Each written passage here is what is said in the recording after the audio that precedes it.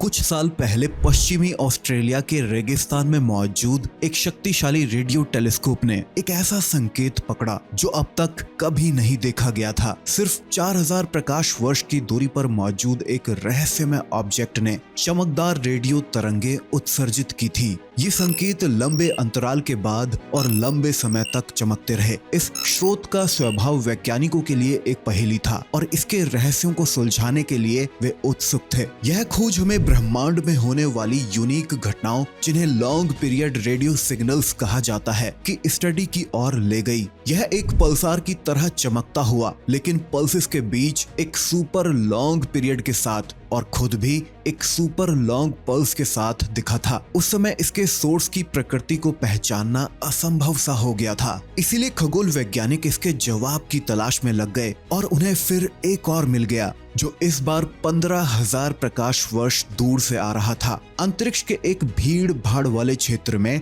इसका भी पता लगा पाना मुश्किल था कि यह कहां से आ रहा था। अब वैज्ञानिकों ने ऐसा ही एक तीसरा सिग्नल भी खोज निकाला है, लेकिन इस तीसरे सिग्नल की खास बात यह है कि इसको लेकर वैज्ञानिक जानते हैं कि यह सिग्नल कौन प्रोड्यूस कर रहा है। और यकीन मानिए, यह ब्रह्मांड में खोजे गए सबसे दुर्लभ तारों से होता हुआ आ रहा है। इन लॉन्ग पीरियड ट्रांजिएंट्स ने वैज्ञानिकों का ध्यान सबसे पहले साल 2022 में खींचा था, जब खगोलविदों ने लौ रेडियो फ्रीक्वेंसी में काम करने वाले एक शक्तिशाली telescope Murchison wide field array से प्राप्त आर्काइवल डेटा में एक चमकदार सिग्नल के खोज की सूचना दी थी। इसे GLEAM-X J162959-523504.3 कहा जाता था और इसे मार्च 2018 तक हर 18.18 मिनट में 30 से 60 सेकंड्स के लिए रेडियो तरंगों का उत्सर्जन करते हुए रिकॉर्ड किया गया था। मार्च 2018 में ही यह अचानक आना बंद हो गया था। ऐसा ही एक और लॉन्ग पीरियड ट्रांजिएंट सिग्नल 2023 में रिपोर्ट किया गया था। इसे मर्चिसन वाइड फील्ड एरे से प्राप्त किए गए फॉलो अप ऑब्जर्वेशंस में खोजा गया था। आकाश के एक अलग लेकिन अभी भी भीड़ भाड़ वाले हिस्से में हर 22 मिनट में रेडियो तरंगों के 5 मिनट के विस्फोटों का उत्सर्जन करने वाली कोई चीज पाई गई। आर्काइवल डेटा पर नजर डालने पर पता चला कि यह कम से कम 1988 से सक्रिय था। इसे GPM J1839-10 नाम दिया गया था। एक प्रकार का तारा जो इस तरह के पल्सिंग सिग्नल्स उत्सर्जित करता है, वह एक प्रकार का न्यूट्रॉन तारा है जिसे पल्सार कहा जाता है, जो एक विशाल तारे का ढहा हुआ केंद्र या कोर होता है, जो एक बड़े और भारी तारे के सुपरनोवा से बनता है। पल्सार घूमते समय रेडियो तरंगों की किरणें उत्सर्जित करते हैं ताकि जब हम उन्हें देखें तो वे चमकते हुए दिखाई दें। लेकिन पल्सार की चमक कभी भी इतनी धीमी नहीं होती है, सेकंड से लेकर मिली सेकंड के समय के पैमाने पर होती है। ये बहुत ही जल्दी पल्सेट करते हैं। अब ऐसा ही एक और लॉन्ग पीरियड ट्रांजिएंट सिग्नल वैज्ञानिकों को जो मिला है, इसे GLEAM-X J0704-37 नाम दिया गया है। यह तीसरा सिग्नल पहले दो से बहुत मिलता जुलता है। यह भी मर्चिसन वाइड फील्ड एरे के आर्काइवल डेटा में भी पाया गया था। यह हर 2.9 घंटे में 30 से 60 सेकंड्स तक चलने वाले संकेत उत्सर्जित करता है। लेकिन इसको लेकर खास बात यह है कि यह अंतरिक्ष के बहुत कम भीड़ भाड़ वाले क्षेत्र में है, जो पपीस नाम के दक्षिणी तारामंडल में हमारी मिल्की वे आकाश गंगा के बाहरी इलाके में है। ऑस्ट्रेलिया में curtain university Nord of the international centre for radio astronomy research की एक एस्ट्रोफिजिसिस्ट नताशा हार्ले वॉकर का इस रहस्यमय सिग्नल को लेकर कहना है कि हमारी यह नई खोज गैलेक्टिक प्लेन से काफी दूर मौजूद है, इसीलिए वहां आसपास केवल कुछ ही तारे हैं और अब हम निश्चित हैं कि विशेष रूप से एक स्टार सिस्टम ही यह रेडियो तरंगों को पैदा कर रहा है। अब कम भीड़ भाड़ का मतलब यह था कि शोधकर्ताओं के पास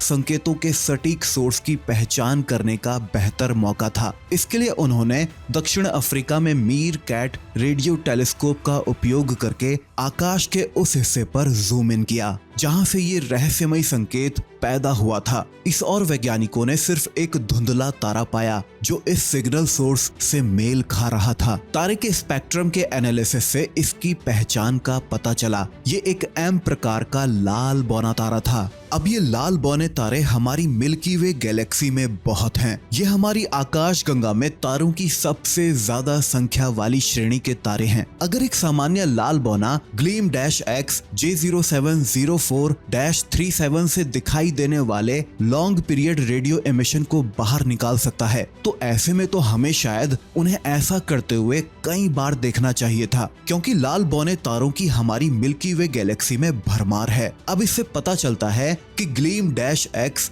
J0704-37 के इस लाल बौने तारे के बारे में कुछ तो असामान्य है, कुछ ऐसा जिसे देखना मुश्किल है। टीम को लगता है कि सबसे ज्यादा संभावना एक सफेद बौने तारे की है, एक सूर्य जैसे मरे हुए तारे का ढह गया बचा हुआ कोर। इन अल्ट्रा डेंस ऑब्जेक्ट्स का द्रव्यमान 1.4 सूर्य जितना तक पहुंच सकता है। इन तारों का आकार पृथ्वी और चंद्रमा के आकार के बीच के आसपास तक हो सकता है। एम ड्वार्फ या खास तौर पर रेड ड्वार्फ तारे कम द्रव्यमान वाले तारे होते हैं, जिनका द्रव्यमान और चमक हमारे सूर्य के द्रव्यमान और चमक का एक अंश मात्र होता है। हमारी आकाश गंगा में कुल तारों की संख्या का 70 से 75% तारे यही रेड ड्वार्फ तारे हैं। लेकिन कमाल की बात यह है कि इनमें से एक भी हमें नग्न आंखों से दिखाई नहीं देता है। हमारे सूर्य का सबसे करीबी पड़ोसी तारा भी एक रेड ड्वार्फ तारा ही है। अब वो कौन सा है, उसका नाम आप नीचे कमेंट सेक्शन में हमें बताएं। हार्ले वॉकर का कहना है कि हमारा डेटा बताता है कि यह लाल बौना तारा एक दूसरे ऑब्जेक्ट के साथ बाइनरी में है, जो संभवतः एक सफेद बौना तारा है। साथ में ये दोनों ही इस रेडियो उत्सर्जन को शक्ति प्रदान कर रहे हैं। टीम की कैलकुलेशंस के अनुसार इस बाइनरी सिस्टम में सूर्य के द्रव्यमान का लगभग 0.32 गुना एक लाल बौना तारा और सूर्य के द्रव्यमान का लगभग 0.8 गुना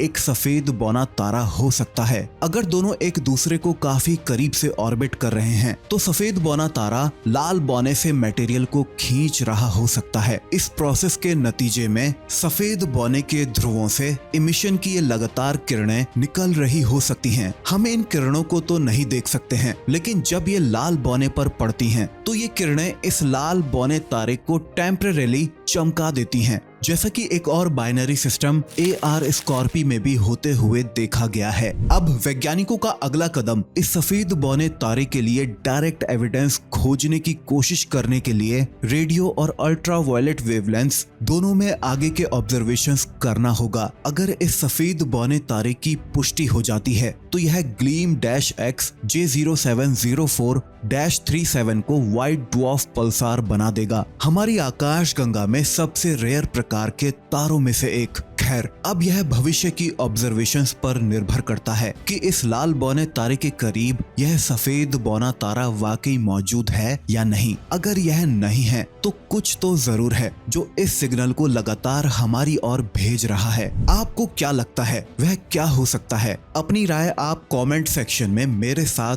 शेयर कर सकते हैं। अगर आपको ये वीडियो पसंद आई है, तो अब आप ये वीडियो देखिए जिसमें हमारे सौर मंडल में वैज्ञानिकों ने इन डार्क कॉमेट्स की खोज की है। अब यह क्या हैं और कैसे हमारी पृथ्वी के लिए मुसीबत बन सकते हैं, और क्या चीज इन्हें आम कॉमेट्स और एस्ट्रॉइड से अलग बनाती है, यह सब जानने के लिए अब आप ये वीडियो देख सकते हैं। इसका लिंक आपको नीचे डिस्क्रिप्शन में, पिन्ड कमेंट में, ऊपर आई बटन पर और अभी एंड स्क्रीन पर भी दिखाई देगा। फिलहाल आज के इस वीडियो में इतना ही। मैं मिलता हूँ अब आपसे एक नई वीडियो में एक नए टॉपिक के साथ। तब तक के लिए आप चैनल को सब्सक्राइब कर लेना, इस नोटिफिकेशन बेल को ऑल पर करते हुए। अपना ख्याल रखिएगा। जय हिंद।